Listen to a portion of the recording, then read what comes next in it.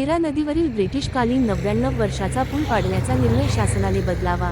पुणे सातारा जिल्ह्याला जोडणारा जुना ब्रिटिशकालीन 99 वर्षाचा पूल पाडण्याचा निर्णय पुणे जिल्हाधिकारी यांनी ऑडिटमध्ये पूल धोकादायक असल्याचे नमूद केले आहे।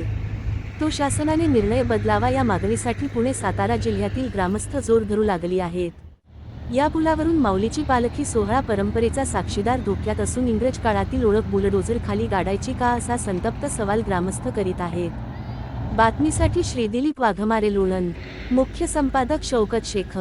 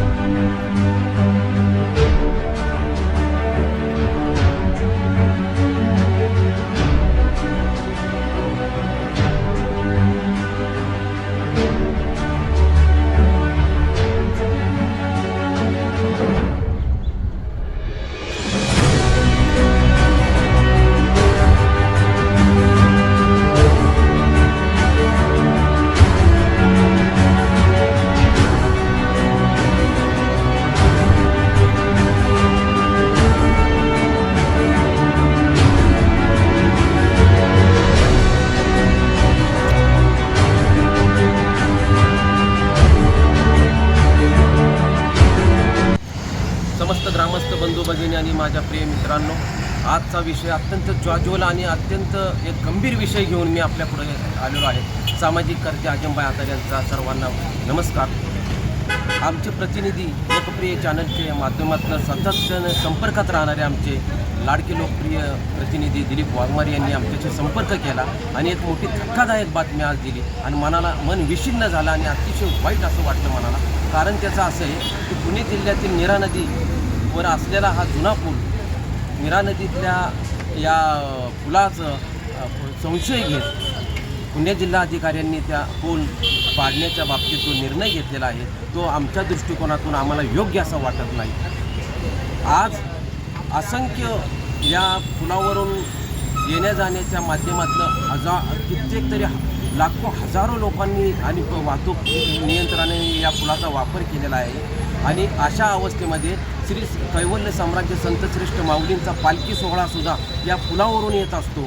आज कित्येक वर्षांची ही परंपरा, शेकडो वर्षांची ही परंपरा आहे आणि तो 100 वर्ष उलटून गेलेला पूल आज एक प्रकारे सगळ्यांच्या भावनेशी त्याचं नातं जोडलेलं आहे। ती वास्तूमध्ये एक प्रकारचा सगळ्या नागरिकांची त्या वास्तूच्या बाबतीतले एक मनामध्ये एक प्रकारची आस्था आहे, एक पावित्र्य आहे आणि ती वास्तू नामशेष होणं, नष्ट होणं म्हणजे एक प्रकारचं मोठं दुःख आणि दुःखाचा डोंगर कोसळल्यासारखं आहे। जिल्हाधिकाऱ्यांनी घेतलेल्या निर्णयाचा स्ट्रक्चरल ऑडिटच्या माध्यमातून जी माहिती त्यांना मिळालेली आहे त्या माहितीच्या आधारे त्याचं सूक्ष्म अवलोकन झालं पाहिजे, त्याचं सूक्ष्म परीक्षण झालं पाहिजे, त्याची माहिती सखोल घेतली पाहिजे आणि मगच ते स्ट्रक्चरल हेरिटेज वास्तू जतन करण्याचं राज्य पुरातत्व खात्याचं जो एक प्रकारे त्यांचं जे नियम अधिकार आहेत त्या अधिकाराला अनुसरून स्ट्रक्चरल ऑडिट चांगल्या पद्धतीनं करून ती वास्तूच्या बाबतीत त्यांना काळजी घेतली पाहिजे। पुनरुज्जीवन होतं आहे का, त्याचं लाईफ वाढतं आहे का, त्याचं आयुष्य अजून मोठ्या प्रमाणामध्ये ते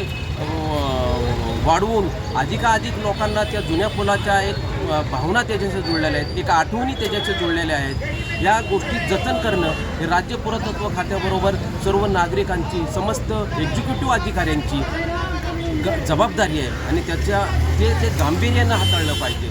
म्हणून आमचं म्हणणं असं आहे की आळंदी संस्थांचे विश्वस्त यांनीसुद्धा त्या पुलाच्या बाबतीमध्ये एक प्रकारची भावनिक नातं त्यांचा शेकडो वर्षापासूनचं जुळलेलं आहे आणि या पुलावरून पालखी सोहळ्याचा जो मोठ्या शानदार सोहळा या जुन्या पुलावरून येत असताना जे भावनिक अंतःकरणाला ते भिडतं आणि अंतःकरणामध्ये जो आनंद येतो माऊलींच्या गजरामध्ये त्या जुन्या पुलावरून येताना, ते सगळी शाही स्वारी, ते सगळे रथाचा लवाजमा, हा सगळा ते नजारा तो डोळ्यापुढं पाहत असताना जो आनंद मिळतो तो आनंद आपल्याला जगामध्ये कुठे मिळणार नाही।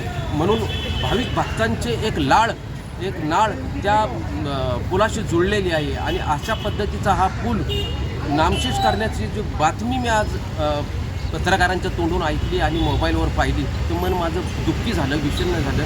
त्यांनी दैनिक लोकमतच्या माध्यमातून मंगळवारी ती बातमी प्रसारित झाली होती, परंतु ह्या बातमीचा गांभीर्याने जिल्हाधिकारी आणि संपूर्ण त्यांच्या टीमनं, प्रशासकीय अधिकाऱ्यांनी याच्यावर गांभीर्याने विचार केला पाहिजे. कारण हा पूल आज ही शेकडो वर्षाची परंपरेनुसार वाहतुकीस सज्ज आहे. त्याच्या शेजारी मोठा पूल आहे. त्या मोठ्या पूलवरून मोठ्या अवजड वाहनं येतात. त्याची रेलचेल चालू आहे, वाहतूक चालू आहे. वारीच्या काळामध्ये एक मोठा ट्रक मोठ्या पुलावरून पडला होता, पण जुन्या पुलांना आज तागायत कधी कोणाला धोका दिलेला नाही. आणि त्या पुलाचं महत्त्व जुन्या लोकांपासून एक प्रकारचं निरा गावाचं एक आकर्षण आहे.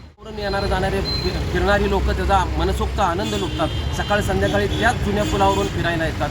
अहो, किती नाती आणि किती भावना संपूर्ण या निरा परिसरातील, लोणंद परिसरातील लोकांच्या त्या भावनेशी जुळलेले आहेत. मोठा महाकाय प्रचंड पूर आला तरी निरा नदीवर जायला लोक पूर पाहायला जातात. मोठ्या आस्थेनं, मोठ्या जिव्हाळ्यानं ते निसर्ग सौंदर्याचं ती एक आनंद डोळ्यानं पाहून व्यक्त करतात. मनाला एक आनंद होतो. निरा नदीवरचा पूल हा म्हणजे एक प्रकारचा भावनिक, सांस्कृतिक, सांप्रदायिक आणि ऐतिहासिक वारसा आहे आणि तो आपण जास्तीत जास्त जतन केला पाहिजे. त्याची डागडुजी करून त्याचं पुनरुज्जीवन वाढवलं पाहिजे. तो पूल नामशेष करणं म्हणजे एक प्रकारचे का नाही, आपल्या संस्कृतीतनं एक माणुसकीचा भाग बाजूला काढून टाकल्यासारखा आहे. त्याचा लय मोठा गांभीर्याने विचार करावा. जिल्हाधिकाऱ्यांनी, त्यांच्या प्रशासकीय अधिकाऱ्यांनी, आमची मनोमन ग्रामस्थांच्या वतीने विनंती कळकळीची त्यांना की ह्या पुलाचं संरक्षण झालं पाहिजे. त्याची डागडुजी चांगल्या पद्धतीने झाली पाहिजे आणि जुन्या वस्तू नष्ट झाल्यानंतर पुन्हा कुठल्याही किमतीमध्ये त्या वस्तू मिळत नाही आणि त्याची किंमत तर अमूल्य आहे, मौल्यवान आहे. त्याचं जतन करावं आणि त्याच्यावरून माऊली पालखी सोहळ्याचं एक प्रकारचं विहंगम दृश्य पुन्हा एकदा नजरेनं, या डोळ्यानं पाहायला मिळावं हीच मनोमन अंतःकरणामध्ये अपेक्षा आहे. म्हणून माझी प्रशासकीय अधिकाऱ्यांना विनंती आहे, पुलाचं संवर्धन करा, जतन करा. हजारो किल्ले, आजही शेकडो वर्ष लुटल्यानंतर किल्ले, आपण जुन्या ऐतिहासिक वास्तू या भारताचे सांस्कृतिक वैभवात भर घालतात. तसे निरा नदीवरील पूलसुद्धा एक प्रकारे हृदयाशी नाळ जुळलेला हा पूल आहे. सगळ्या ग्रामस्थांच्या वतीने मी कळकळीची विनंती करतो की जिल्हाधिकाऱ्यांनी, प्रशासकीय अधिकाऱ्यांनी त्या पुलाचं संरक्षण करावं, संवर्धन करावं आणि निऱ्याच्या वैभवात, लोणंदच्या वैभवात भर टाकावी ही कळकळीची विनंती त्यांना करतो. जय हिंद, जय महाराष्ट्र.